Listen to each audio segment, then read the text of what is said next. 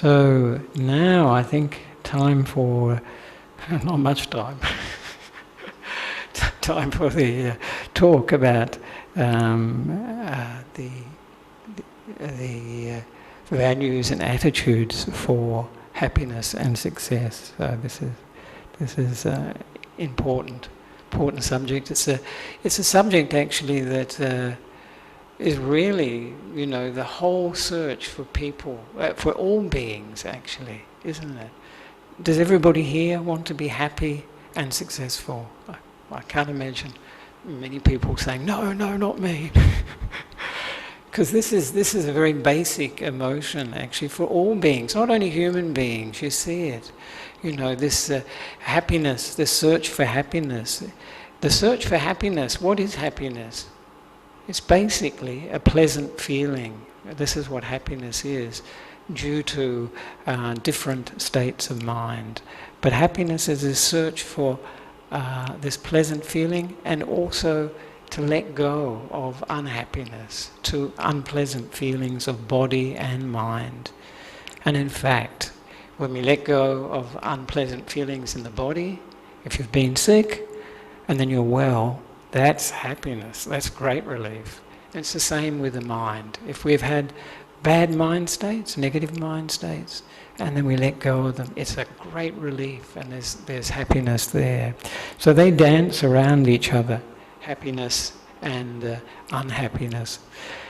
But one of the definitions I like of about talking about happiness, how happiness is developed, comes from Ajahn Brahm. And this was something he just said in a talk. And every Wednesday night at the monastery we have a talk, and it was just part of the talk, but it really stood out for me. He said at that talk, happiness is liking what you have, not having what you like. So that is, happiness is liking what you have, whatever your situation in life is, and it's not having and not liking, not having what you like. So, of course, we all want many things. We like many things in our lives. But if we really want to be happy, then if we can like what we have, appreciate what we have, that is a source of contentment and happiness, actually. And we can be happy anytime, anywhere, if we have that understanding. This is an interesting thing for human beings, and it's very true not only of happiness, but the whole of the spiritual path, even Maitri. We say Maitri is a feeling, isn't it? We're aiming at the feeling of Maitri. But there's a lot of wisdom that goes with it, a lot of understanding that we have to develop Maitri, to develop happiness. And the more understanding we have, the deeper the Maitri is, and also the deeper our happiness is. And of course in psychology, I think Freud called it the pleasure principle. The fact that all beings, will go for pleasant feelings, for happiness, and will avoid pain, mental pain, physical pain at all costs. And in fact, for human beings, this is one of the sources of suffering, isn't it? The fact that we fear pain, mental or physical pain. And it causes a lot of suffering for people, actually. And if we were to drop that fear of pain, and the pain were just to be there, whatever it is, it's much more bearable. We can live with it. So we might not like it, but we can live with it. So this is an important part of all beings' lives, actually. And of course there are different types of happiness, and the types of happiness that most of us know, of course, the physical happinesses of the senses, seeing nice sights, videos, travelling to beautiful places, hearing music, nice conversations, tasting, of course. This is a big one for food and drinks and so on, and also smelling and touching. We've also the body, the feelings in the body, massage and all these sorts of things that we all know those sorts of feelings. But of course, the most important types of feelings are the mental feelings, and these are the source. This is a source of happiness for sure. People, if they have a nice food, they feel happy for that time. Very short-lived usually, but they feel happy for that time. But those sorts of happinesses have their drawbacks, as we all know, because for instance, if you like food, that's fine, but it can cause you a problem. You can become overweight, you can develop diabetes if you've got a very sweet tooth, we say in English, sweet tooth, and many other problems. So you can see that these physical happinesses, these sources of happiness from the body, from the senses, they have their drawbacks, their limitations, and anybody that can experience them lots of physical pleasure, eventually they get tired of it. Actually, I think they often get bored with it. But the most important happinesses, of course, what are they? The mind, from the mind. And these include, even things like satisfaction, achievement in our work, a sense of completion, those things. But it's also metta, and we can have mudita, gratitude that I've mentioned, and we can also, generosity is a very good one too. If you give to other people, give to yourself too.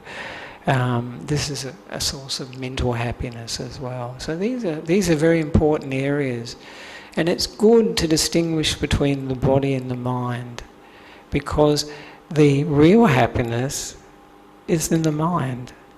Because one of the very important things, I think, when you contemplate it, it's very easy to see, where does happiness come from? Does it come from outside to inside? No way. One of my teachers, she used to say, there's no hole to push happiness through. It's coming from inside, going out. So this is an important thing to remember, and it reminds me of one of my favourite stories from you may know it, from Nasruddin. Have you heard of Nasruddin? He was I think he was. They say he was a real person, but it's a bit of a grey area. He was a Sufi I think lived in Turkey. And he was a bit like, in Islam, the Zen of Islam. And he was one of these people who did many crazy things and said crazy things, but they had a point. If you contemplate it, you think, oh, yeah, that's good.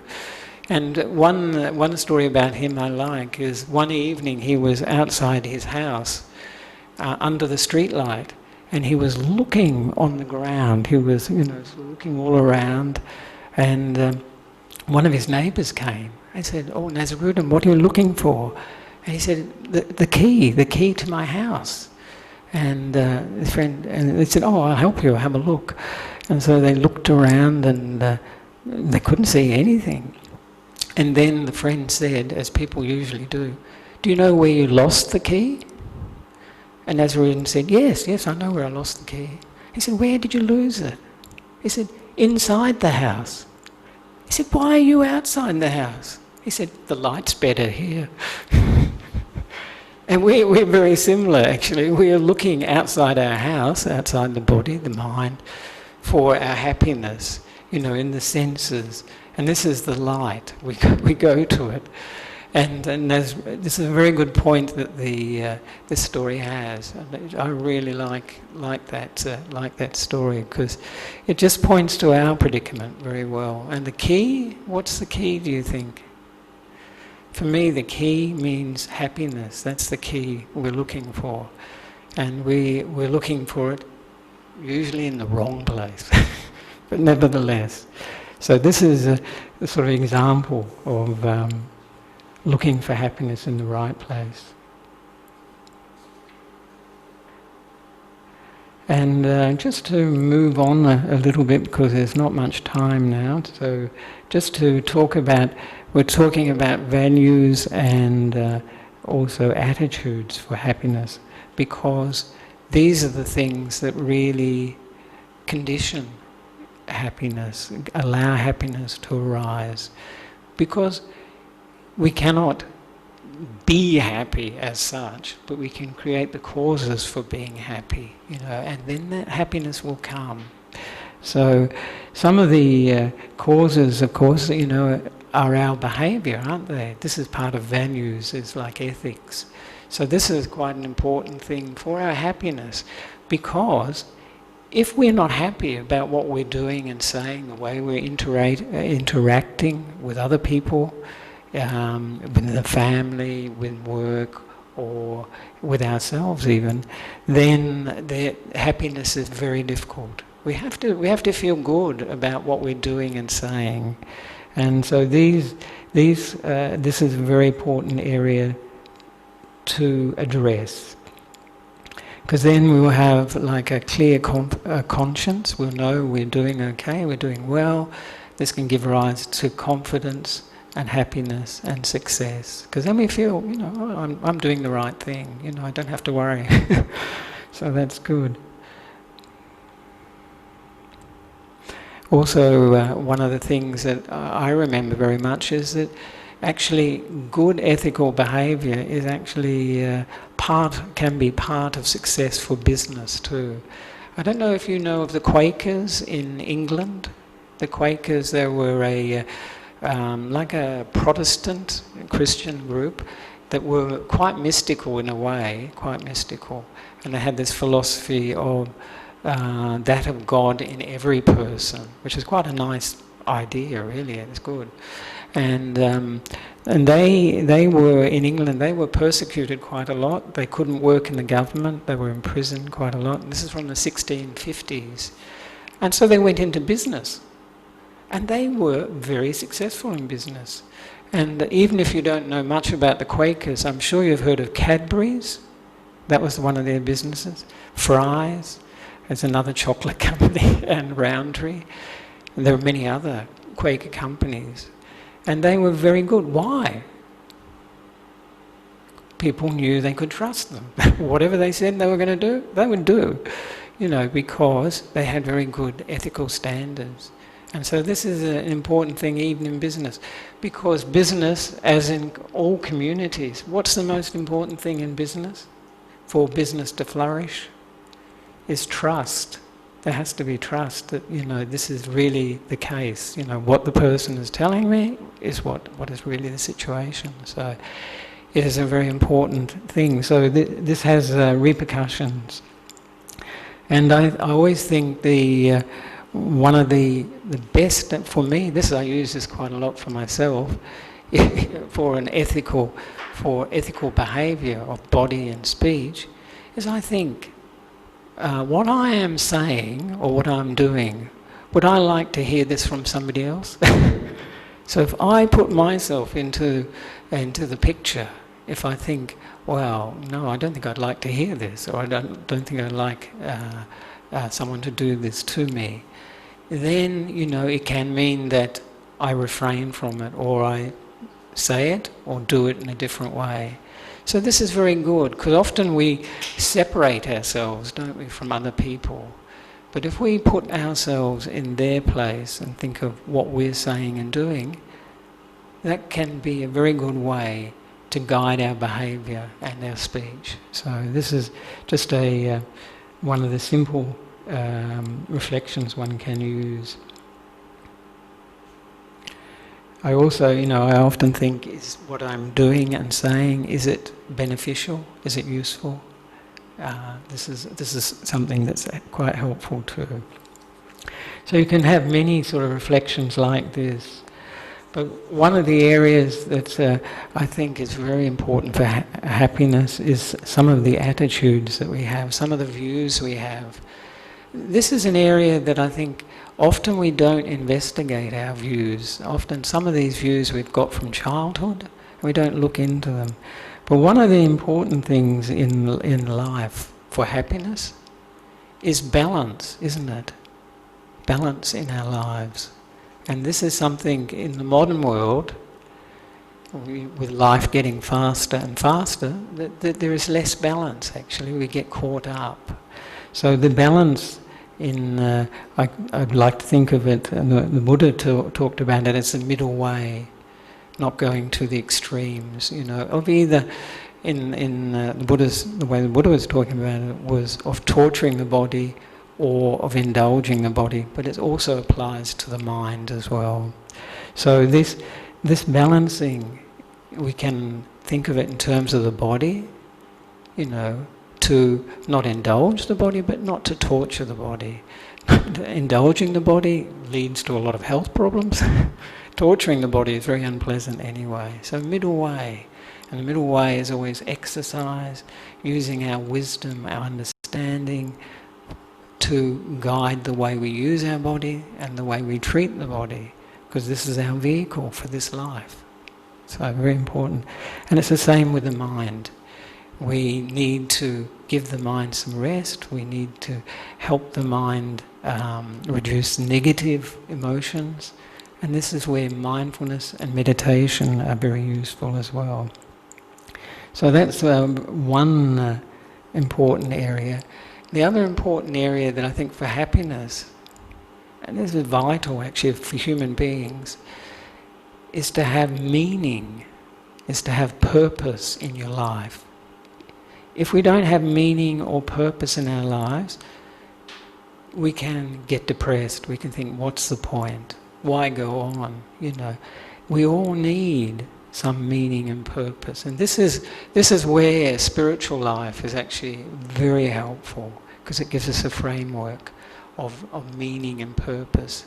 And you find that people who don't have much meaning or purpose, their lives, they will tend to get depressed. But I remember reading a book about people in the concentration camps in Germany, and this was written by a psychologist a Jewish psychologist who was in the concentration camps, and he said some people, if they had a meaning and purpose in their life, they could continue living there, they could survive. And he gave an example of one man. He had an idea the war would end in March 1945 or something, and it didn't end. He was certain it was going to end. It didn't end. And very soon after that, he died, because his purpose finished, his meaning finished. And we're the same. We need a meaning and purpose to give us happiness, to give us strength. So this is a very important area too. And then one of the other views, one of the other attitudes that is very prevalent, I see it in myself, and I think it's very common in humanity, is perfectionism. This is something we need to be aware of, because if we expect ourselves to be perfect, if we expect other people to be perfect, if we expect society to be perfect, or our workplace to be perfect, what's going to happen? We're going to be suffering. We're going to have a lot of suffering. So this is a very important view or attitude that we have to deal with if we're going to be happy, because perfectionism doesn't lead to happiness. It just leads to negativity, not accepting reality as it is. This fighting with reality is a very common human situation, and we don't win, and we develop negative emotions with it. So that's very important. And very important too in life, the attitude that's very helpful is forgiveness too. Forgiveness is one of those emotions that can bring happiness, bring relief from difficult situations. We can forgive not only ourselves, this is very important, sometimes we disappoint ourselves, other people do things that we find unacceptable, but to be able to forgive really frees us. Sometimes people feel like, I've got to hold on to this grudge. But there's no happiness in that, is there? There's no happiness. We're cultivating the weeds. So forgiveness is a very important part of our lives, because we live in an imperfect world. And this is going to be the way. We're imperfect, so why should we expect others to be perfect? So that's a very important aspect or view or an attitude that we can have. And also another important one is to have patience with ourselves and others. Sometimes that is the best thing, the only thing we can do. But actually it's a quality that's very, very, very useful. If we can be patient, we can endure things that are not pleasant. This can be very, very useful. And it actually can lead to a sense of happiness because we've dealt with a situation by being patient. We haven't run away from it. That's the usual thing. And we can feel like, I dealt with that well, difficult, but I had patience. So these are, and today, in a fast-moving society, patience is rare. People are very, want everything instantly. So, and of course, important, just to finish off, important strategies for happiness are, of course, mindfulness. That's, I was mentioning mindfulness before, because so many problems that we have, where do they come from? Past and the future. If you're in the present, if you are here now, there are not too many problems. The seat might be uncomfortable, you might want to go to the toilet, or whatever, you might be thinking of this and that, but now is pretty okay. So it's the past and the future. When we think about the past, sometimes people will get depressed. When they think about the future, what happens? They can either get excited, have a lot of anticipation, or very commonly they get a lot of fear and anxiety thinking about. So these two things, once you're in the present moment, no big problems actually, no big problems. So it's very useful to use mindfulness, to be in the present moment, and to use it in your everyday life too. I often use just like a reference point for mindfulness. It can be, just the touch of the breath, awareness of the breath here, or the touch of the fingers, whatever, sitting on the seat.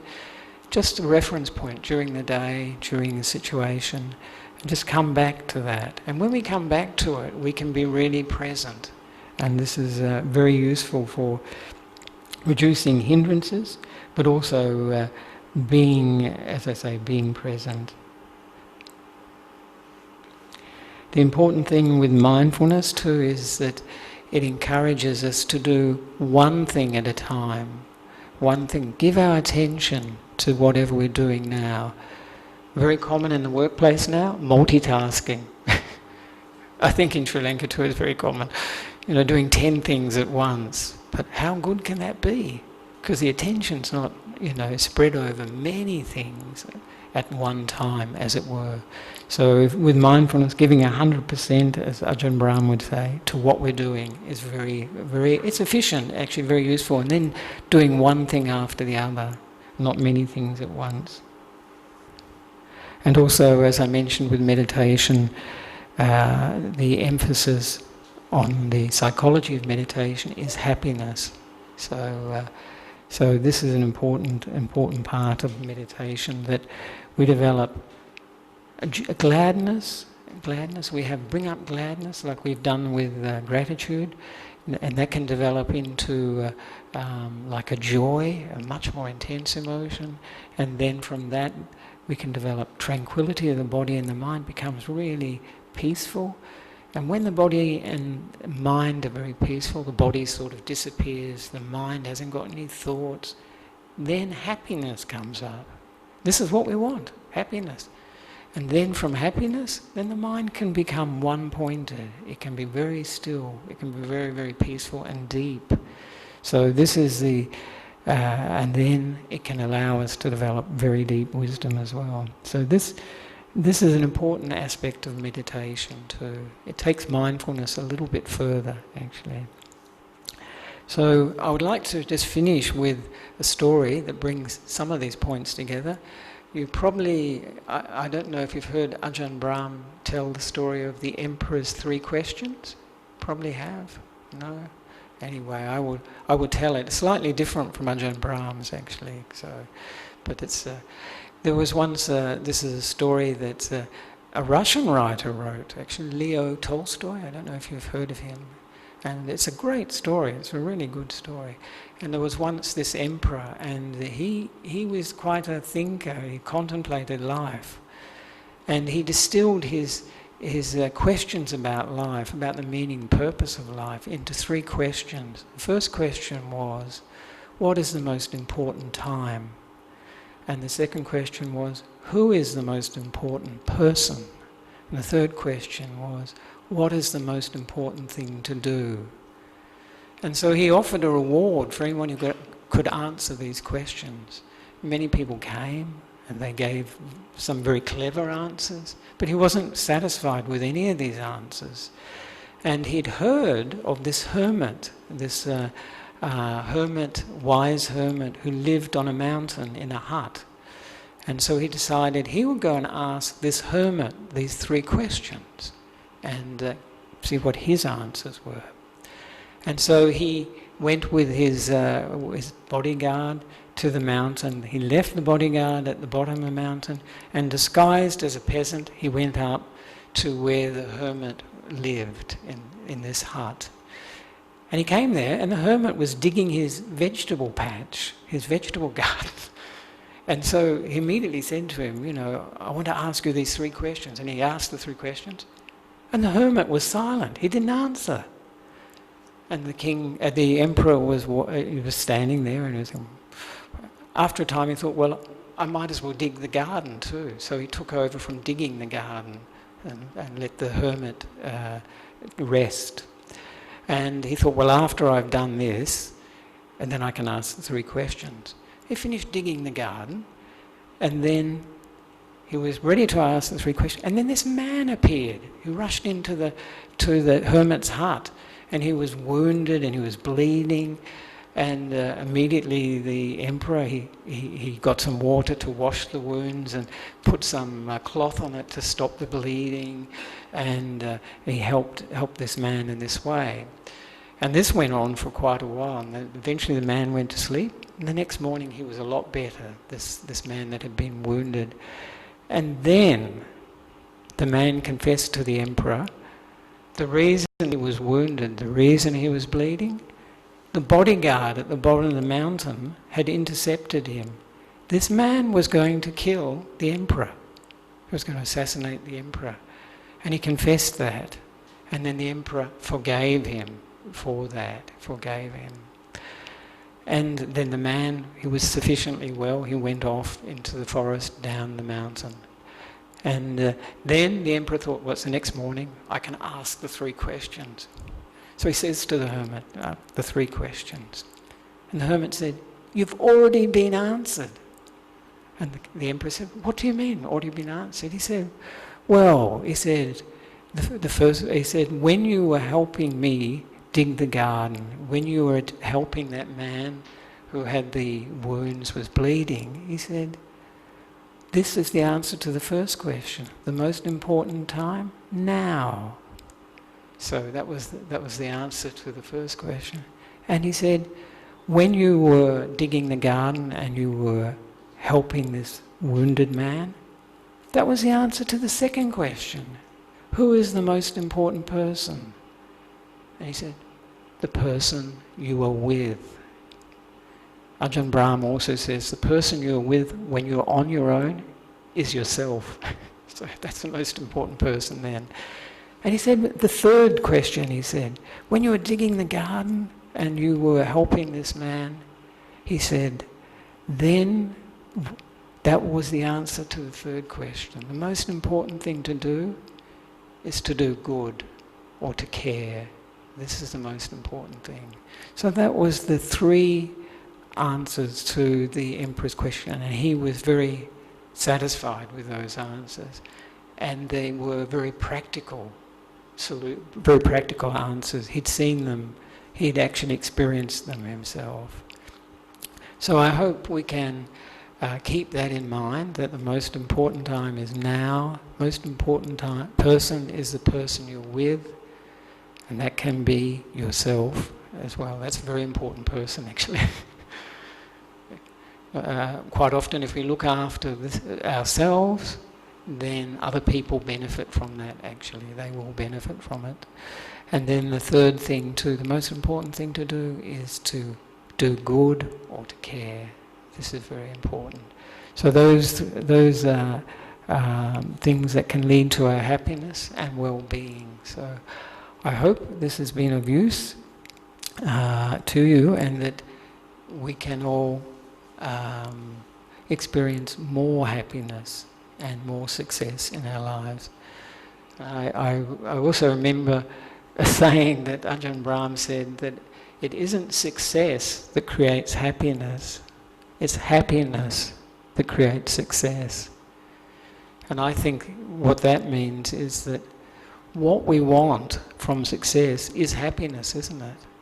Once we have happiness, that is success. So I think, I wish for all of us that we develop the causes and conditions for happiness here and now, the wisdom too, and that this gives meaning and purpose to our lives as well. So now I think there's not as much time as I would like, but if you would like to ask, if you have any comments about your experiences from the meditation, or any comments about the talk, questions, you're welcome.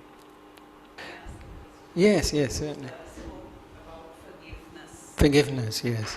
We understand it intellectually. How do you cultivate the feeling of forgiveness? Forgiveness, how do you... Situation? Right.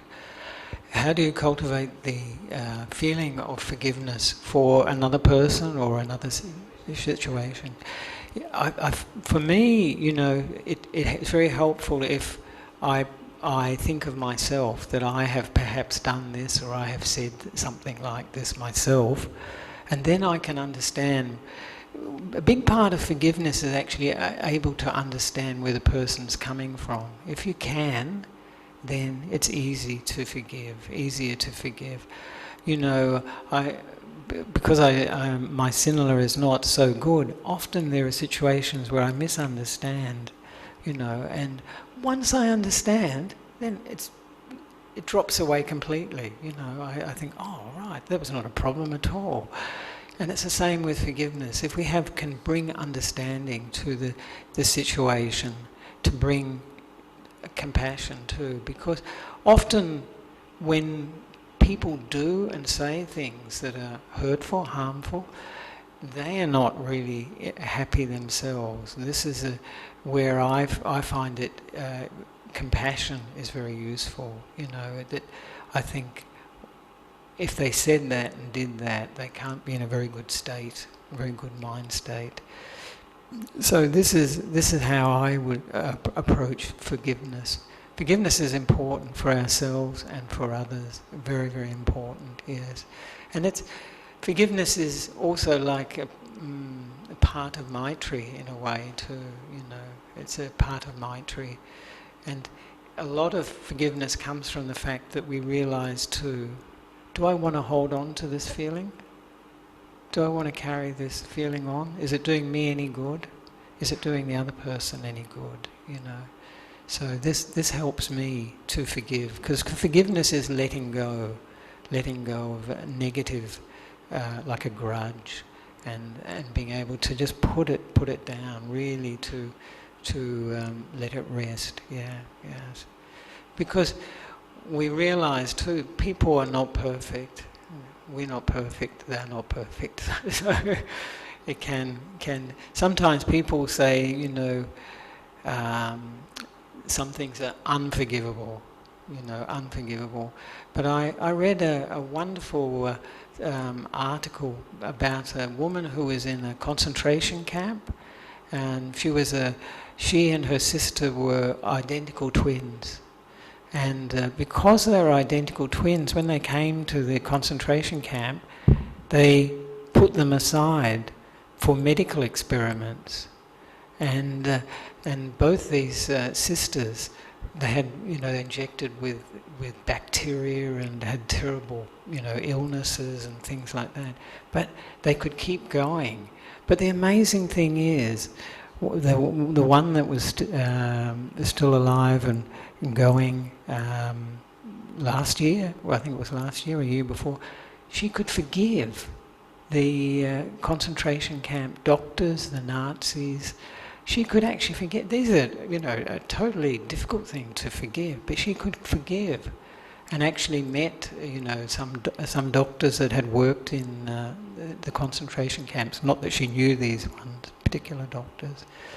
So, if she can forgive, but she said one thing I liked very much. She said, "Forgiveness is the ultimate revenge." I like that. I thought that's true. I mean, it sounds a bit negative, doesn't it? But it frees you. But it is, if you want revenge, then forgive somebody. That's the last thing they probably want. So, and she could do it, for a situation like being in a concentration camp, and suffering terrible illnesses and so on. Yeah. So, and she had this. She was really amazing. Obviously, a very strong person too, because she had this determination. She was really, really sick because they injected her with some terrible virus or bacteria, and what kept her going was, she thought, if I die, they will kill my sister, because then it's not the identical twins anymore. And so she kept going, and she managed to survive, actually, just by sheer, willpower, mind power. So, if someone like that can forgive, I think we can forgive, So it's... So I hope that helps a little bit anyway. There we are. So thank you for that. Thank you for that. And now I think we can perhaps finish the evening, or the official part of the evening. And I hope you found this evening useful. And you take away something to think about, contemplate. I always say after my talks, don't believe what I say. Investigate it, see what you, if it brings up something interesting for you, a different angle, good. That's the whole point. That's the purpose. So I wish you well for the pursuit of happiness here and now. So sadhu, sadhu. Thank you. Yeah, good.